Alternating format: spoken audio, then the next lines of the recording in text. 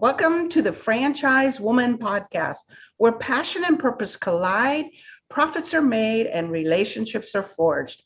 I'm Rebecca Monet, CEO and Chief Scientist at Zoracle Profiles, along with my co host, community advocate, speaker, author, and entrepreneur, Tracy Kawa. Our special guest today is Susan Salenger.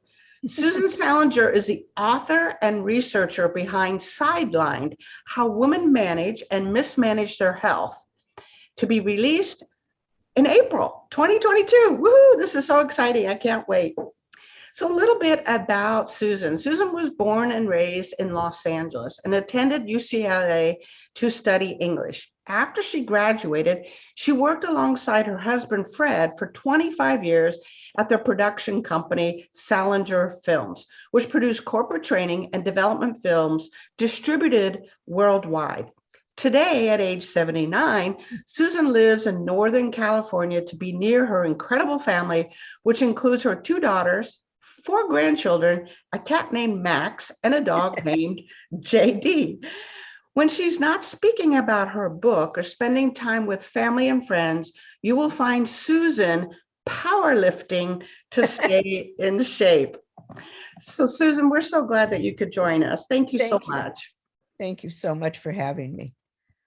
Susan, I am so excited to read your book. I understand that although it's being released in April, we can pre-order it. So I'm definitely pre-ordering it. So Sidelined, How Women Manage and Mismanage Their Health. Tell me, why did you write this book? Well, I wrote the book because I don't want women. Let me start this way. I do want women to be totally empowered, and I want them to take total charge of their health. And I don't want women to suffer like I did when I had a very bad experience with my doctor. I had agreed to a surgery that I knew I didn't need. And not only did I agree to it, but I rushed into it and insisted it be done sooner rather than later. And of course, I was right. After the surgery, everything was normal. There was no reason for the surgery. And I've been kicking myself for the last 30 years or so, wondering why I had agreed to it. And I then talked to other women to see if they too had made decisions that they later regretted. And of course they had. And I thought to myself, I wonder why we do that. Why do women continually make decisions that they later regret? And so I did a lot of research, talked to a lot of women, and wrote the book, hoping that women to help women recognize the hurdles that they're going to need to jump to get the most effective health care. I wanted to help them recognize it, and I wanted to help them deal with it. Excuse me. Our show, Susan, is all about where passion and purpose collide. And I'm getting closer and closer to the age of retirement. And I know you went through a place of retirement. You're a learner, there's no doubt, and you enjoy that process. But I got to say, I'm in awe of you that you would choose to do this now at this stage of life. Why not 30 years ago, 20 years ago, 10 years ago? Why now? Is there something inside that says, women need to know this, that is making you do this now? Well, actually, the reason I wrote it now, well, first of all, like you, I was working, and then I had kids that I was raising. I mean, you only have a certain amount of bandwidth, and as you might have noticed. And then when I retired, I thought I really do have a total passion for helping women take charge of their health. And I am a learner, and I loved doing the research. When I interviewed about 40 women, and then I was able to extrapolate 5 or 6 things that they all had in common, even though they had different diseases. There are certain behavioral tendencies that women have that I really wanted to put out there, because I think in many ways, as much charge as we take of our health, we also do ourselves a disservice simultaneously. Wow. It sounds like this book, once reading it, when you identify those qualities that we as women have, it'll change not only decisions that we make for our healthcare, but probably it permeates through every area of our life, I would think. Yes, I think it does. Well, the first thing that I really picked up was that we're all, as women, we're so busy taking care of others that we put ourselves last. In fact, I mean, this is one of those things that's funny, but not funny. But there was a study done where the researchers asked women to prioritize, excuse me, I've got this cough today, 5 different things, to prioritize what they would take care of first. And the first thing women take care of is their children. The second thing is their pets, believe it or not. Their third is their elderly parents or family members. The fourth, I think, was their significant others. And last, and apparently least, was themselves. So in other words, they'll take care of their pet iguana before they'll take care of themselves. Not a good message, not a good message at all. No, interesting research, how we as women prioritize our lives and our relationships. Right. I mean, obviously, yeah, we would think our kids are the most important, but Sure. we're going to prioritize some of these other things over our own health and well-being. That's just incredible. Are there other of the 6 points, or is there another one you can tell us about? Well, the other one that actually startled me was the amount of shame that women feel, not only about their decisions like I did, but also about becoming ill. So many women blame their illness on stress, and they feel if they had just managed their stress better, they wouldn't be sick. So to take that just a little bit further, they interpret their illness as a public acknowledgement of their inability to manage their lives. And so many of them said to me, well, if I could just reduce my stress, I wouldn't have gotten sick. If I just learned to manage things better, I just can't manage everything. That's why I got sick. And one of the points I think that's important that the book makes is the randomness of illness. I mean, certainly there is a correlation. If you smoke a lot and you get lung cancer, that's probably, one of the reasons. But on the other hand, there's a lot of people that smoke that don't get lung cancer. And there's a lot of people that get lung cancer that have never smoked. And the same thing about alcoholism, for example. You certainly can get liver disease if you drink, but you can get liver disease if you don't drink. So, I mean, illness is frequently random. Not always, but frequently. And I think to blame yourself, to think of yourself as the cause of it, is doing yourself a disservice. So are you saying that we as women blame ourselves when we get sick, and then that sickness is a manifestation of the stress that we've felt internally, and now it's being displayed externally, kind of like unveiling, like taking off the mask for all the world to see? Right. See, I'm sick. See, I couldn't manage my health. I couldn't manage my health or my stress. And what's so interesting, Tracy, is that it's some women some of the time. I interviewed several women that said, yes, well, I blame myself that I got breast cancer, but I don't blame myself because I have this other disease. So it just depends on where you are in the situation, and sometimes on the particular disease.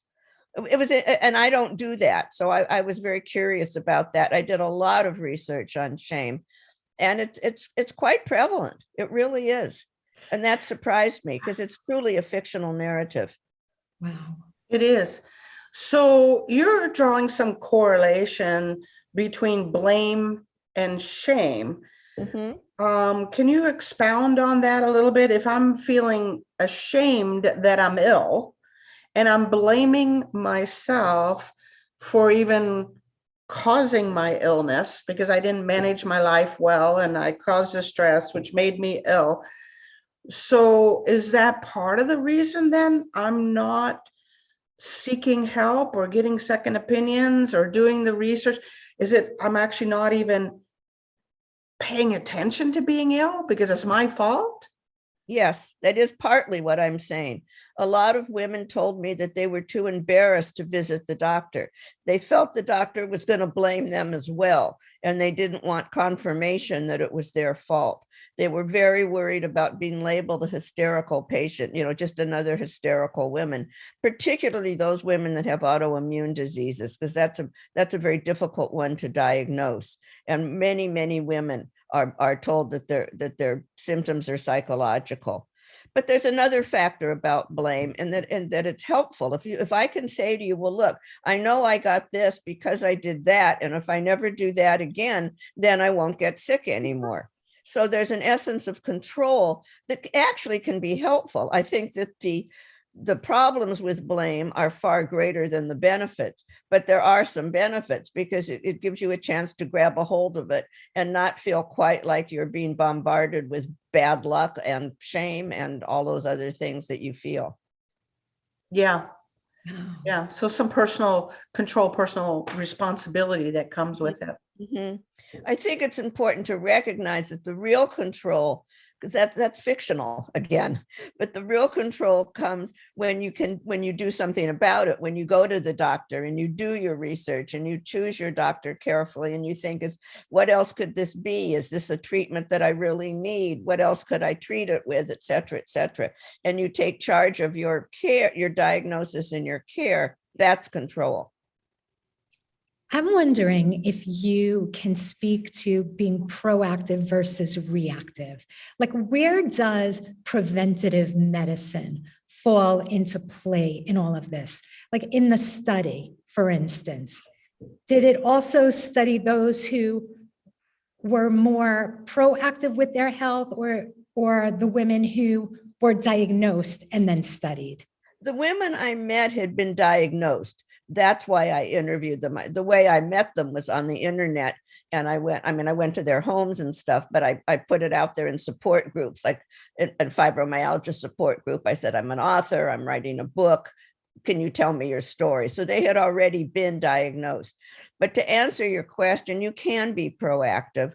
And there's lists at the back of the book. I have a list of resources, and in each chapter has a self-help thing and tells you what to do. And one of the things you can do is make sure you keep up with all your tests, go for your physicals, get your mammograms, get your colonoscopies, try to head this off before it happens. Sometimes when we put off our physicals or we put off going to the doctor, a little problem can become a big one, and that's what we want to avoid. Yeah. It's interesting. Some insurance companies now are rewarding those kinds of behaviors through discounts on premiums and those things. You go for your annual physical, it allows us to catch things much earlier, right? Courses you can take. They provide points or discounts off of your premium. Right. So it's the old saying, that which is rewarded is repeated. So it seems like insurance companies and doctors are starting to get some of this. The earlier we can diagnose something and understand something and see you on a regular basis, we can get ahead of the curve. Right. Which is everything that you also advocate for. So in interviewing these women,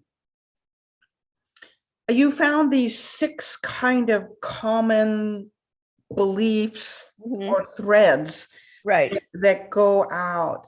Talk to us about another. I'm so fascinated. You've given us 2 already. Without giving away the whole book. Oh, I don't mind. Well, I do have an important one that I want to share. Yeah, please share it. Women and men talk to doctors differently. Women are much more emotional. I'm as guilty of this as anybody. When I go to the doctor and he says, how are you feeling? I don't just tell him about my sore throat or whatever. I tell him how I'm feeling and how it interrupts my carpool and how I can't be with my kid. I go through the whole story. And I think that can be a real problem. Men are much more succinct. They want to keep a stiff upper lip, and they go in and they say, I have a sore throat. In fact, there was another study done where students, actually college students, analyzed letters written by women and men who have had cancer, and 60 or 70% of the letters they could tell were written by women and versus men, because women's styles were much more flowery, much more engaged, much more feeling oriented. And I think that what happens, that unfortunately that can lead us to a more psychological diagnosis, because the emotions can sometimes bury the physical symptoms, and the doctor hears how stressed you are, so he or she goes with that as a diagnosis. And I think, again, not that we shouldn't talk about our feelings, but we have to be sure that they don't get lost in the process, that the symptoms don't get lost in the process. That is such a great point. And you just brought back a memory for me where a doctor actually did, a male doctor once diagnosed me as being stressed, when in reality, it ended up not being stressed. Yeah. Not being stressed. And not only that, but a few years later, he died of cancer. So it was almost like he was projecting what was happening in his world on me as the patient, which leads me to my question for you, which is, was there a difference in the way women speak to female doctors versus male doctors, or any type of difference in engagement or diagnosis pertaining to male and female? I'm going to reframe your question just a tad. Thank you. So many people have asked me, should I go to a male doctor or a female doctor? Which is basically, in a certain sense, your question. And the answer is the jury's still out. There's some research that says female doctors are more effective for women, and other research says it doesn't matter. And still other research said that, men doctors are. I think that the secret to that, which is also the answer to your question, you want to do two things when you find or go to a doctor. You want to make sure that he or she is competent. I mean, that's obvious. But just because somebody went to medical school doesn't make them a genius. There's lemons in every profession, and I think that's important to remember. But secondly, you want, and even more important really, is you want somebody that you feel comfortable with, because the more comfortable you feel, the more you'll talk, the more you'll describe your symptoms, the more the doctor will get to know you. So I have a male doctor that is always asks how I feel, goes absolutely against, type. He always asks how I feel. And I end up telling him about this and about that, etc. And I have a female doctor that says, how do you feel? And I say, okay. And then we move on. So it just depends. Did that answer you? Because I don't want to avoid. Yeah, and I'm glad I felt like there was a little bit of a deeper question there. So thank you for doing that. That's okay. And I think your answer goes perfectly in line what we're all about at Zaraco Profiles, because we're all about fit. And the same is true with your doctor, right? You have to be comfortable with your doctor, regardless what you're saying, like regardless if it's male or female, there has to be that rapport that you feel. Yeah. You have to be comfortable enough to open up to them, to speak with them, to share some things that you might otherwise not feel comfortable sharing about your body. And what I didn't know before I began the research, actually, I didn't know how important a rapport is. And there are studies done that the more rapport you have, it helps you heal more easily, or it can help you heal more easily. It makes a difference in how much you follow through with your treatment, how much it just makes a difference. So that's a very important thing to know. That's fascinating to me, that the greater the rapport between patient and doctor, the greater the compliance of the protocol towards health.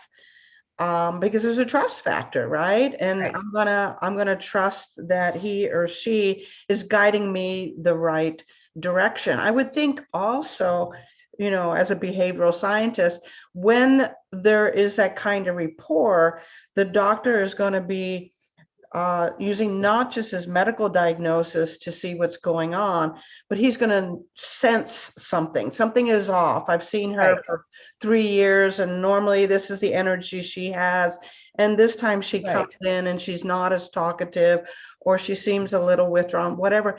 That rapport would allow them to understand that something might be going on, even when we aren't complaining about symptoms yet. Right. Absolutely. And compliance is a huge issue. Huge. Yes, it is. I think, Jane Brody, the New York Times columnist, she writes about health, and she said it's an epidemic. And I think she's right. And who was it? Everett Koop, when he was Surgeon General, said medicines don't work and people that don't take them. I mean, there's a thought. Really? Yeah, it's so true. It's so true. So, Susan, you got a huge mission here. Yes. Because this is an issue that seems to be universal amongst women. Let me ask you, before you get into the bigger mission that you have here, are there certain types of women that are more prone to not paying attention to their health, not advocating for themselves, not listening to their bodies? I mean, is a millennial better at it than a baby boomer? Do you have any research on that? Is the executive less likely than a stay-at-home mom to watch? Is there any kind of demographic data that lend it, or is it just women in general? I'm going to answer that. I don't know. I did not do any parsing particularly. That wasn't my purpose. I think it's an excellent question, but off the top of my head, without any research base at all, but my instincts tell me that it's all women some of the time. Or some women, like I said, sometimes you blame yourself and sometimes you don't. The same woman can make excellent decisions on Monday and lousy ones on Thursday. It depends what's happening, what the symptoms are, how frightened you get. I don't know necessarily that it's a type, but I also don't know that it isn't. I mean, I want to be clear about that. Wow. Yeah. Love the question, though, actually. I might go home and do something on that. You do love to learn, don't you? Like, yes, I do. Hey, more information. I want to learn more things. It's true. Absolutely.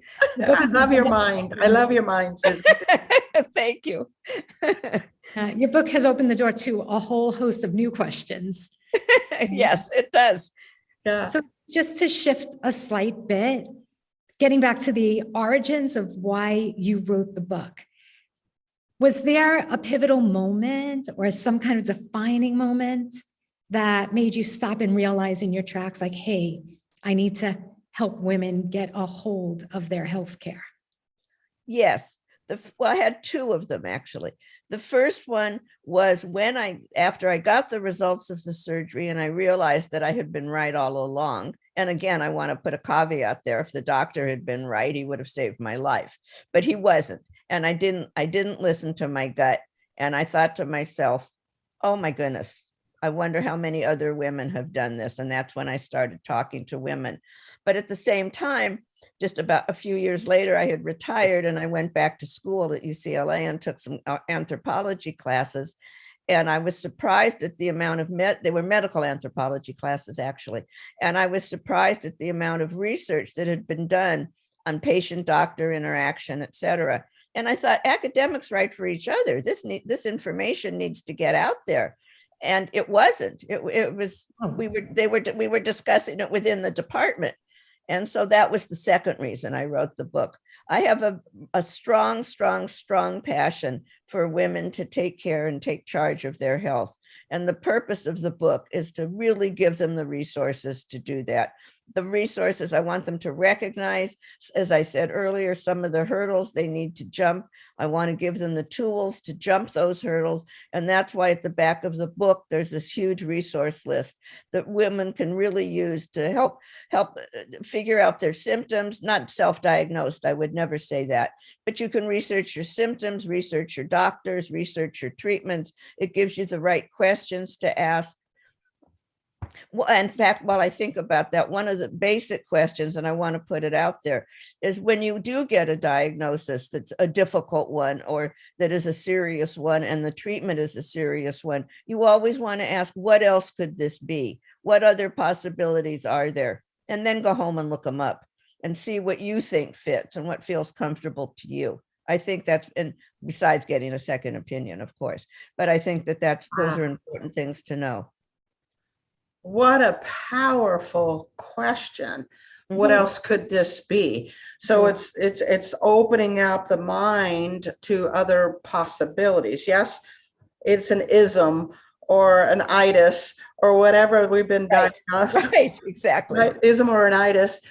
And what else could it be? Is it possible? So that alone opens up the idea that I might have some control in my life, that I might be able to solve this problem by finding the right resources, finding the right doctor, and not having this be an end-all, be-all diagnosis. It may still end up being that. Right. So, but it's interesting. As a researcher myself, I would be concerned. I would go down a rabbit hole that I would start researching. Did you do the same thing? Of course. Yeah, I love it. I absolutely I love it. do too.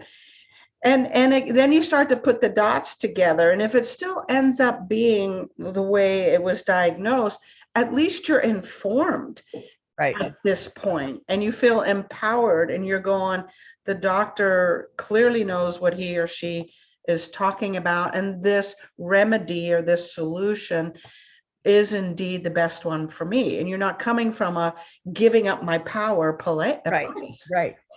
I think, first of all, if I had asked that question in my original surgery, I wouldn't have had the surgery, because he would have said, well, it could be from the medication. It probably isn't, but, and then I would have said, well, why don't we wait a week, take me off the medication and see what, it would have been a natural transition.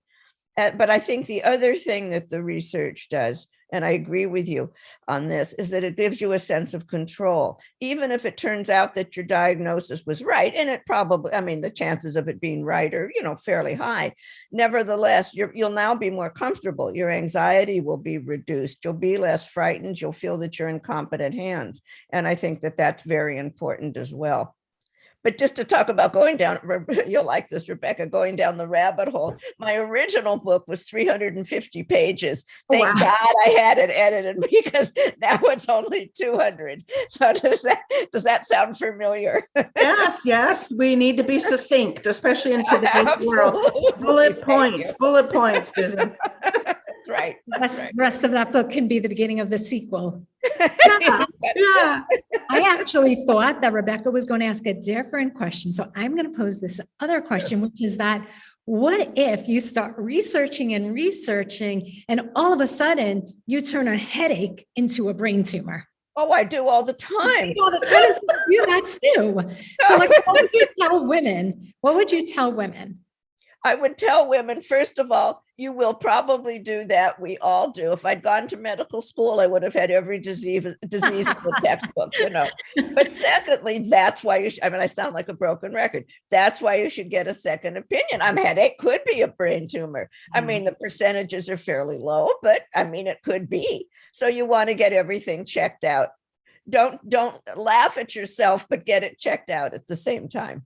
Yeah, I have a good friend who's an endocrinologist, and he told me this one line that has saved me numerous times, because I have a tendency to really think that something is much more magnitude than it is. Of course. He told me this: rare things are rare, common things are common. So right. I use that as my medical mantra. Of course. And I still get the second opinion. But right? It does help a little bit. Yeah. How does that go? If it's black and white and has stripes, it's probably a zebra. Right. So it really is about those 2 points. Do your research. Yes, you're likely going to go down a rabbit hole, but at least you're going to be informed and get a second opinion. In both scenarios, it's to put control back in your hand and to reduce the worry and the stress. Yeah. It's so funny. I taught for 12 years at a naturopathic medical school. Oh. And when we had new students come in and they're researching this and studying this and learning about physiology and neurology, they're just learning, right? And to Tracy's point, every one of them, all of a sudden, we're going to die because they have all these diseases. Every medical student goes through that. So if you do have those some symptoms, yes, it's always going to be blown out of proportion. Right. And you got to come back to what's common is common, what's rare is rare. If it has stripes, it might be a zebra. Kind of thinking. You do have to be practical, because fear and worry can carry us away into places we really don't need to be. Fear and worry and shame. And shame. Thank you. Yes. Let me tell you a quick story. Do we have time? I have no idea what time it is. Yes, please. Because shame can be lethal. There was a quick study done where they asked, I don't know how many women, if they were experiencing heart attack symptoms, how many of them would call 911? And only 50% were willing to call 911. The reason being, and this is going to blow you away, the reason being was that they didn't want the paramedics to see, they were too ashamed for the paramedics to see their messy house. Can you imagine? Guilty. Yeah, well, yeah, don't do it. I mean, imagine this on your tombstone. If only she kept a neater house, she'd be alive today. I mean, that's really, yeah, I mean, shame is really, it can be lethal because it prevents women from going to the doctor or calling for help. And that's another message of the book. Again, illnesses is mostly frequently random, and that's important. Do you think we as women are aware how much shame controls us? I'm thinking just even beyond health. There are times I'm embarrassed or ashamed, I didn't check the air in the tire, right? Right. And so now I have a flat tire. Well, what a dummy. Why didn't I do that? It's all my fault. How prevalent is this shame?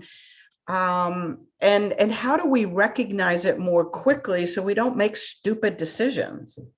I think it's more prevalent than most of us realize. And the reason I say that is so many of the women I interviewed did experience it. Now, I don't get ashamed when I'm sick. I get angry. I don't get ashamed. So I was really surprised at the amount of women that talked about shame. And I honestly thought, well, maybe it was just this particular bunch of women. I didn't know. So I was startled at the amount of literature that revealed that I was the one in the minority, not the women I talked with. And I think you can recognize it by if you're embarrassed or ashamed. I mean, you're not calling the doctor because you feel embarrassed. You don't want him or her to know what's going on. You're afraid there, as I said earlier, that they're going to tell you that you're right. You should be ashamed. It's all your fault. Yeah, it's all your fault, right? So I think the only way to recognize it is to be aware of it. And that's why, again, that I want women to be able to identify what it is they're feeling so that they can then deal with it. And so many didn't. For example, another story that it was one of my favorites in the book about how women take care of others before we take care of ourselves. And there was a Canadian study done about women who were having heart attacks. They were experiencing heart attack symptoms. They thought they were having a heart attack, but one in particular didn't call the doctor because she didn't want to wake up her husband, who had worked a 14-hour day, and she knew he needed his sleep. So she laid there all night and waited till the morning. I mean, that blew, and there was another woman that did something similar. I mean, that blew me away. Yeah, putting the needs of others. I have a personal story about that. My birth is an example of that, where my mom didn't want to bother my father. The afterbirth came first. So she, instead of going to the hospital, risked my life, risked her own life because she didn't want to inconvenience my father. Right. It's a common story where we put the needs of others ahead, or we're ashamed, or we're embarrassed, or, we're not a priority. I did the same thing. I actually did. I'm susceptible to the stomach flu, and I get it at least once every year and have all of my life, which is not fun, but there it is. And just recently, before I researched the particular chapter on this, I was lying on the bathroom floor feeling clammy and weird, and it just was different symptoms than I usually had. And rather than wake my husband and upset everybody, I thought, well, if it's the stomach flu, it'll pass. It'll pass or it won't, not realizing that I could have passed. I mean, And when I started the research, and I realized that incidentally with a heart attack, you have about 4 hours, a 4-hour window to get help, and then you can do real damage to your heart muscle. So I could have killed myself. I mean, it was a really dumb decision, but there it is. We all do it, We all do it. I'm going to blame all this on childbirth, because I think that we as women know that if we can survive childbirth, yes, we can survive anything. any stomach pain or anything. Right? I think that's what it is. It's so true. I love it. I have a quick question, which is Sidelined: how women manage and mismanage their health.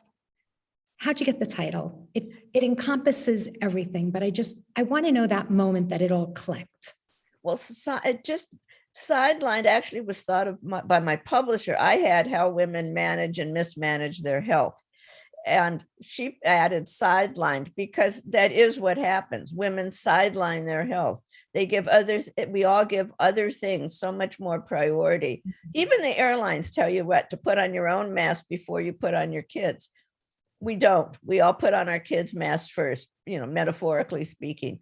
And so that's how I got the title. Awesome. That's great.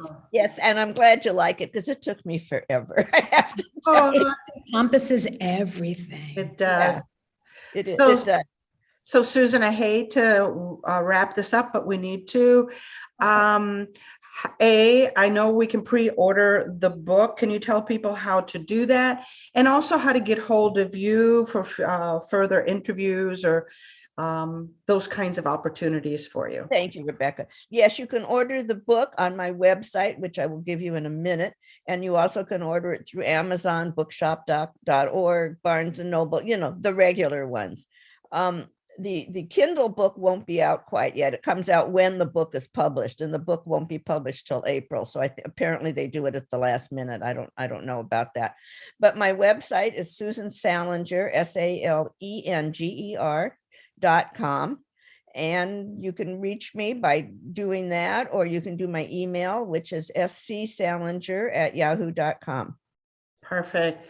Again, thank you so much, Susan, for joining us and really giving us a lot to think about.